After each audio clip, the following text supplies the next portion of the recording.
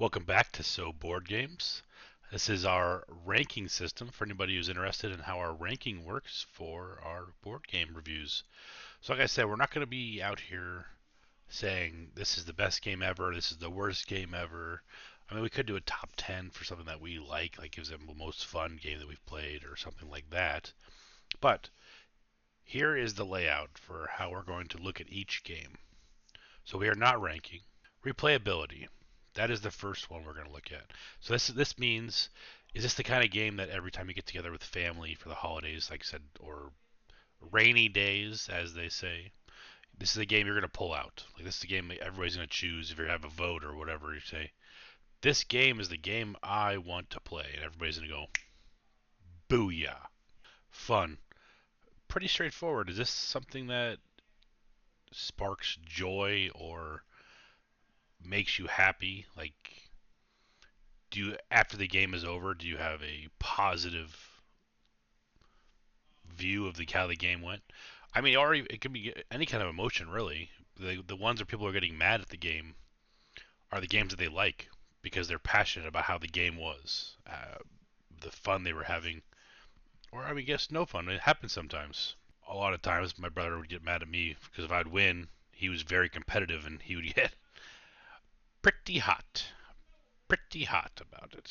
So a lot of games ended with board flips or him calling me horrible names. Originality. Is this something new or is this something reskinned with a rule change or two or a theme change? Is it new at all? Does it give you that feeling of I'm playing something that's never been played before? Or is this just a copy? Like am I playing a Monopoly clone? Travelocity.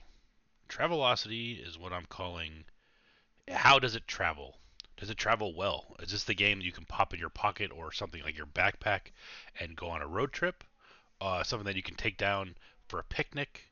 Is it easy to carry? This is probably going to be limited to certain games. I mean, some games are easy to carry. Like, I can bring a game like a Monopoly because it only has the paper and the dogs and the things as your token. It travels pretty well. But I mean, a game that's going to be needs 8,000 pieces or something like that is not going to travel as well as like a deck of cards game or a dice game. Social.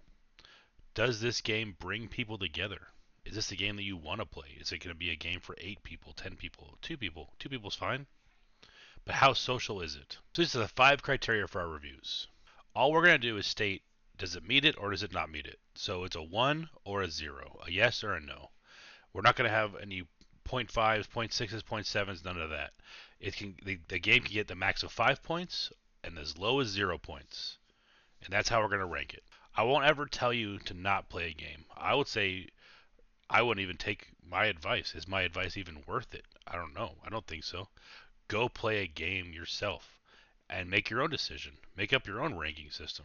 This is how I feel about it. So we're also going to pro and con each game and use those pros and cons to kind of determine is this something that can be used for our game because we want to ultimately enhance our game. We want to take good things from games and bad things really and make our game better. Are we falling into those traps of things that we don't like in games? Or can we use something that's really good in this game and make ours better? So no points, no ranking. Like I said, 0 out of, I guess you could call the 0 out of 5 points, but it's like a yes or no, fill or no fill, empty, whatever you want to call it. But that's how we're going to rank it. And if you have more questions, I'll have it all down below. And look around for other games. Like and subscribe for more. Welcome to So Board Games, and look out for our game called Lockout and our first review coming up soon. See ya.